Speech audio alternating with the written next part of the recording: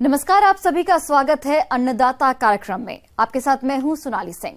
हमारे देश के किसान जन का पोषक है, वह श्रम का देवता है, अन्नदाता है। उसमें ही भारत की आत्मा निवास करती है। ऐसे ही किसानों की प्रगति के लिए हम खेती बाड़ी से जुड़ी हुई बहुत सी नई लाभकारी जानकारियां हर रोज सुबह लेकर आते हैं। तो चलिए कार्यक्रम शुरू करने से पहले देखते हैं क्या है आज के अन्नदाता में। अच्छे लाभ के लिए सूरन की खेती पर तकनीकी सलाह।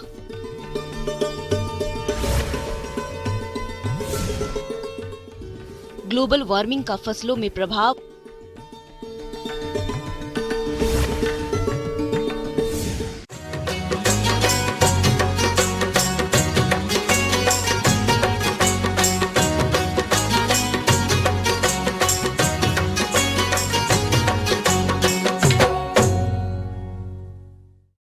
ओल, जिसे जिमीकंद के नाम से भी जाना जाता है, अभी इसकी बुआई का उत्तम समय चल रहा है। जिन किसानों के खेत खाली पड़े हैं वो अभी इसकी बुआई कर सकते हैं। तो इसके लिए किसान कौन कौन सी किस्मों की खेती करें, साथ ही बुआई करते समय किन किन बातों पर खास ध्यान दें, इस बारे में बता रहे हैं त्रिहुत कृषि महाविद्यालय ढोली मुजफ्फरपुर के कृषि वैज्ञानिक डॉक्टर आशीष नारायण से।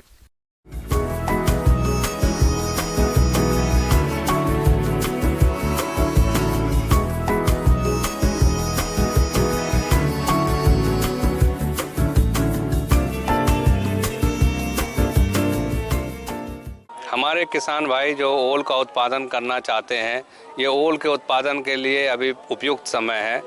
15 मार्च से लेकर 15 अप्रैल तक वो ओल को अपने खेतों में लगा सकते हैं। ओल यानी सूरन की मांग बढ़ रही है, जिससे किसानों का मुनाफा बढ़ रहा है। सूरन की आज कई उन्नत किस्में आ गई हैं, जिनका उत्पादन 40 से 50 टन प्रति हेक्टेयर किसान ले रहे हैं। ये किस्में 5 से 6 माह में तैयार होती हैं। इसकी खेती में ध्यान रखने वाली बात यह होती है कि यह फसल पूरे बरसात में खेतों में रहती है। ऐसे में जल जमाव होने पर फसल पूरी तरह से खराब हो सकती है, इसलिए ऊंचाई वाले खेतों में इसकी खेती करें। अभी हमारे बिहार में गजेंद्र वैरायटी जो ओल की है वो मुख्यतः लगाई जाती है और इसको देखा गया है कि इसकी उपज क्षमता बाकी सभी प्रजातियों से ज़्यादा है। तो मैं किसानों को बताना चाहता हूं कि गजेंद्र प्रभेद जो है हमारे ढोली कॉलेज में अवेलेबल है अभी।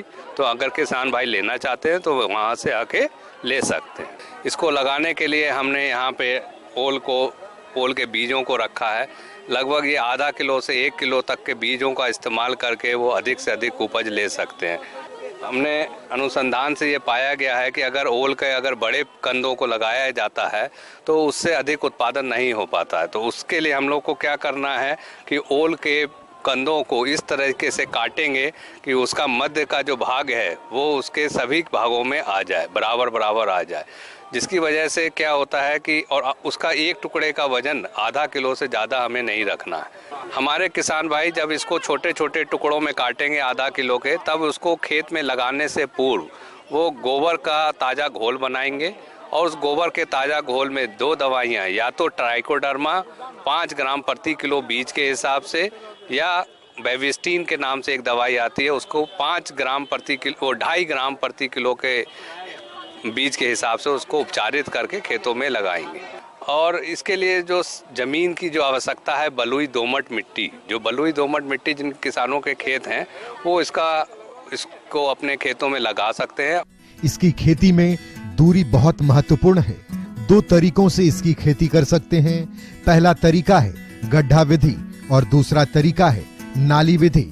इसमें लाइन से लाइन की दूरी 75 से 90 सेंटीमीटर रखते हैं और कंद से कंद की दूरी 50 से 60 सेंटीमीटर रखते हुए रोपाई करें। और इसमें ज्यादा खाद की जरूरत नहीं होती, केवल जो है 10 टन प्रति हेक्टेयर के हिसाब से कंपोस्ट अपने खेत में यूज करेंगे प्रति हेक्टेयर।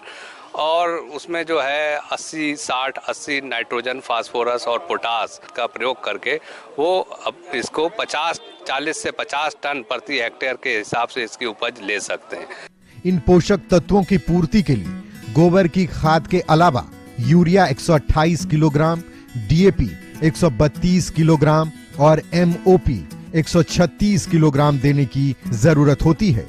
बुआई के समय यूरिया की लगभग 10 किलोग्राम, MOP की 100 किलोग्राम और DAP की पूरी मात्रा दें। यूरिया और MOP की बची हुई मात्रा को खड़ी फसल में प्रयोग करें। यूरिया की मात्रा को शुरुआती 30-30 दिन के अंतर पर करें और बची हुई 36 किलोग्राम पोटाश की मात्रा